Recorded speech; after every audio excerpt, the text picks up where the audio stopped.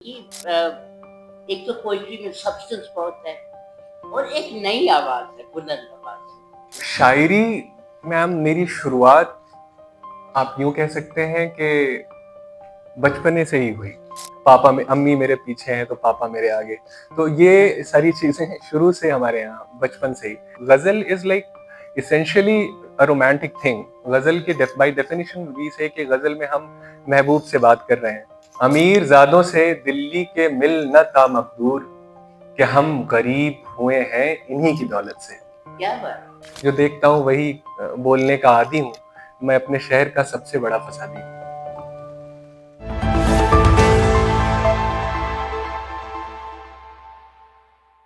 हर दौर का एक नया लहज़ा होता है, बात करने का तरीका होता है, लोगों के पास पहुँचने का तरीका होता है। और मैं इनसे पहले कभी मिली नहीं, पर मैं इनको लगातार ऑनलाइन सुनती हूँ।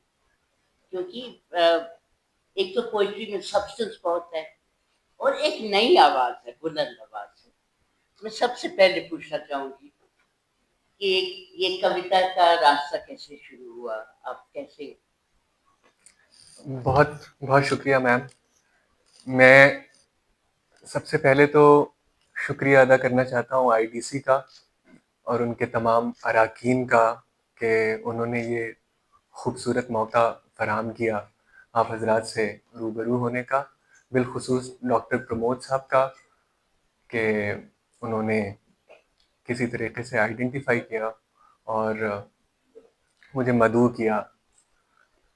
शायरी मैम मेरी शुरुआत आप यूँ कह सकते हैं कि बचपने से ही हुई, क्योंकि घर में मेरे नाना वो शायर थे, उर्दू के शायर थे, लेकिन चूँकि वो मज़हबी शायरी या ये कह सकते हैं रिसाई अदब ज़्यादा उनकी तवज्जो रिसाई अदब की तरफ थी। लेकिन शुरुआत ही ऐसी हुई कि ग़ज़ल और नज़्में या फिर यूँ कहें कि सलाम वग़ैरह, ये सारी चीज़ें बचपन से ही हमारे यहाँ अ, घुट्टी में कहते हैं ना घोल के पिला दी गई थी। तो एक चुहलबाज़ी होती है बचपन में हमारे यहाँ, जैसे अब गालिब का शेर है फॉर एग्ज़ाम्पल कि गालिब कहते हैं कि ईमा मुझे रोके है तो खींचे है मुझे कुफ़्र, काबा मेरे पीछे है कलीसा मेरे आगे। तो हमारे यहाँ बचपन में उसकी पैरोडीज़ बनती थीं। तो ये सेंसिबिलिटी जो है, शायरी की तरफ रुझान जो है वो बचपन में ही पैदा हो गया था। तो अब हम उनकी पैरोडी में कहते थे कि मतलब पापा में अम्मी मेरे पीछे हैं तो पापा मेरे आगे। तो ये सारी चीज़ें शुरू से हमारे यहाँ बचपन से ही। लेकिन ये रियलाइज़ेशन कि मैं भी शेर कह सकता हूँ और मैं भी किसी तरीके से लोगों तक पहुँच सकता हूँ और ग़ज़ल के हवाले से ख़ास तौर पे, वो मुझे दिल्ली आने के बाद हुआ। और उसमें रेख्ता फाउंडेशन मेरा ख़्याल है बहुत सारे लोग उससे वाकिफ़ भी होंगे।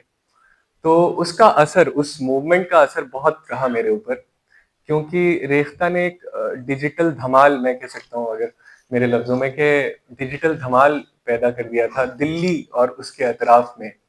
तो वहाँ से मुझे कुछ दोस्त मिले जो सुख़न शनास थे, शेर पसंद करते थे, तो मुझे पढ़ने लिखने का शौक हुआ और वहाँ से मुझे ऐसा लगा कि ग़ज़ल की शायरी एक ऐसा रास्ता है जिसके थ्रू मैं अपने अंदर की चीज़ें जो मैं महसूस करता हूँ, समाज के बारे में, अपने बारे में, दुनिया के बारे में, वो एक्सप्रेस कर सकता हूँ और बता सकता हूँ। तो दिल्ली आने के बाद जब ग्रेजुएशन में मैंने दाखिला लिया तो मैंने टूटा-फूटा लिखता था मैं, लेकिन कहीं सुनाता नहीं था और चूँकि दिल्ली की फ़ज़ा इतनी साज़गार थी उस ज़माने में, 2014-15 के ज़माने में रेख्ता छोटे-छोटे इवेंट्स कराता था। रेख्ता के अलावा कुछ-कुछ ऐसे प्लेटफ़ॉर्म्स थे जो शुरू हुए थे और फिर उसके बाद कह सकते हैं कि ओपन माइक्स वग़ैरह शुरू हो गए। तो हमें वहाँ से एक सिलसिला शुरू हुआ जो आज तक रवां-दवां है, आप देखे हैं। दिल्ली शहर ही पर ज़ौक़ कौन जाए दिल्ली की गलियाँ छोड़कर। जो मुझे बहुत अच्छा लगा कि poetry of romance and resistance, तो मुझे लगता है they are two synonymous words. आप इन दोनों का कैसा मिलन देखते हैं अपनी कविता में?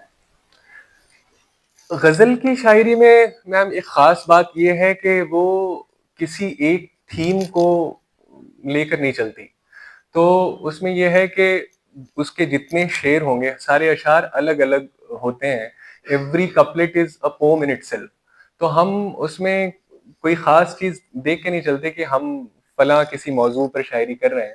ये अलग बात है कि वो मेरे अंदर कहीं ना कहीं रेजिस्टेंस एंड रोमांस बोथ। गजल is like essentially a romantic thing। गजल के बाय डेफिनेशन वी से कि गजल में हम महबूब से बात कर रहे हैं, तो उसमें मोहब्बत, इश्क, जुदाई वगैरह ये सारी चीजें क्लासिकी गजल में ऑलरेडी मौजूद थी। लेकिन अब चूंकि हम गजल में महबूब से बात करें तो महबूब से सिर्फ मोहब्बत की बातें नहीं करते हम, कहीं कहीं हमारे उससे झगड़े भी होते हैं, कहीं कहीं हमारे इख्तिलाफात होते हैं।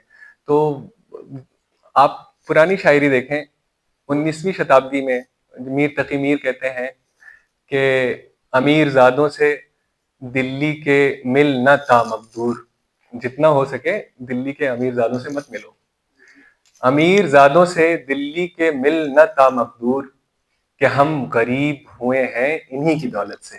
क्या बात, कि हम गरीब हुए हैं, कि हम फकीर हुए हैं इन्हीं की दौलत से।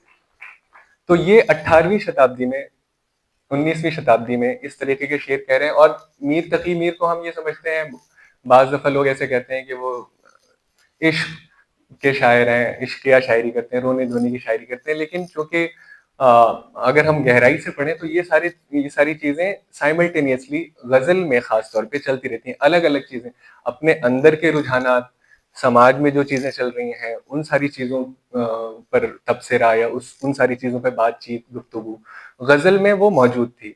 फिर गजल थोड़ा आगे भी बढ़ती है। अच्छा, दूसरा ये कि हम तक जब गजल पहुंची तो वो कई सारे मूवमेंट्स के थ्रू पहुंची। अब ये है कि क्लासिकी गजल का एक अपना लहजा था, उसके बाद आजादी से जस्ट पहले आप ये समझ लें कि प्रोग्रेसिव राइटर्स मूवमेंट आया, तो हमने बहुत अलग अलग तरीके, फैज अहमद फैज को हम देखते हैं तो हम उन सारे, हमारे जो असातिज़ा हैं, हमारे जो पुराने शुअरा हैं, उनसे होकर गजल हम तक पहुंची। तो हमारे यहाँ गजल का एक ऐसा लहजा मौजूद है जिसमें आपको इश्क और दूसरी चीजें मिल जाएंगी, लेकिन रेजिस्टेंस भी उतना ही है। जो चीजें देखते हैं हम वो कहते हैं, जो देखता हूँ वही बोलने का आदी हूँ, मैं अपने शहर का सबसे बड़ा फसादी हूँ।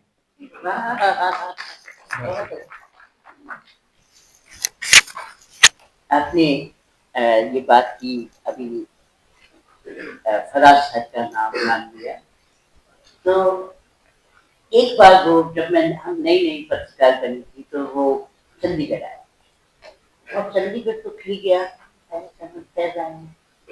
तो प्रेस क्लब ने ऑर्गेनाइज किया एक सिटिंग उनके साथ। तो उस समय के जो जर्नलिस्ट थे वो उस दौर के थे जिसमें सब शायरी पढ़ते थे, समझते थे, जानते थे, किताबें पढ़ते थे। अब कुछ बदल गया है। तो उन्होंने उनसे पूछा कि भी यह है तो आप इनकलाबी शायर, पर आप लिखते वही हैं जुल्फ, मोहब्बत, ये वो, इसका कारण क्या है? तो फैज साहब कहते हैं कि अगर मैं जुल्फ, खूबसूरती, महबूबा के बारे में बात नहीं करूंगा तो मेरी शायरी लोगों तक पहुंचेगी नहीं। आप इस बारे में क्या कहते?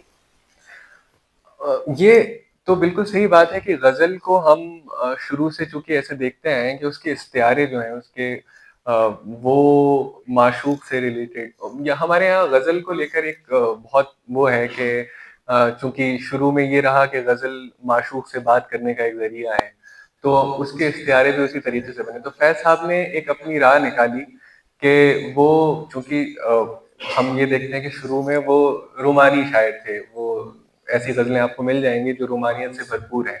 लेकिन एक वक्त के बाद उन्होंने ये फैसला कर लिया, बल्कि अब वो शौरी लाशौरी वो उसके बारे में कुछ कहना ठीक नहीं है, लेकिन ये कि उन्होंने एक इनकलाबी शायरी जिसे आप कह रही हैं वो अख्तियार कर ली। तो वहां पहुंचते तक उनको ये शायद ये जरूर पता होगा कि गजल का जो लहजा है वो बरकरार अगर वो रखेंगे वो चाशनी, तो ये मुश्किल काम है मेरे मेरे ख्याल से। अगर आप कोई चीज, खास तौर पे इनकलाब की कोई बात अगर आप सीधे सीधे नारे के तौर पर कह दें तो वो आसान काम है। मुझे ऐसा लगता है कि आप आसानी से सीधी सीधी बात अगर आप कह रहे हैं, और अगर आप किसी चीज के थ्रू पहुंचते हैं, आप गजल की रोमानी उसकी मदद लेते हुए आप अपनी बात जो बात आप कहना चाहते हैं, इनकलाबी बातें वो लोगों तक पहुँचा रहे हैं, तो वो बहुत मुश्किल काम है।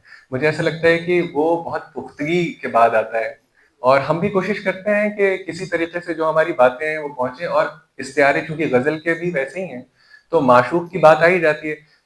मैं आपको एक शेर सुनाता हूँ। मैंने आईआईटी बॉम्बे में एक शेर पढ़ा, तो लोग हँसने लगे कि भई ग़ज़ल की शायरी में ये शेर कैसे?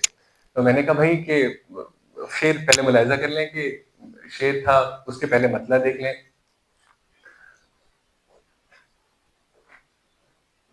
शेर सुना देता हूँ, मतलब तो याद नहीं आ रहा है कि घूस को बख्शिश समझकर कीजिए फ़ौरन कबूल।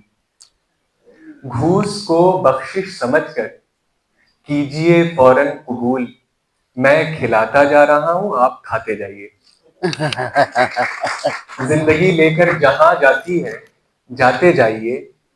ज़िंदगी लेकर जहाँ जाती है, जाते जाइए। वापसी का रास्ता लेकिन बनाते जाइए।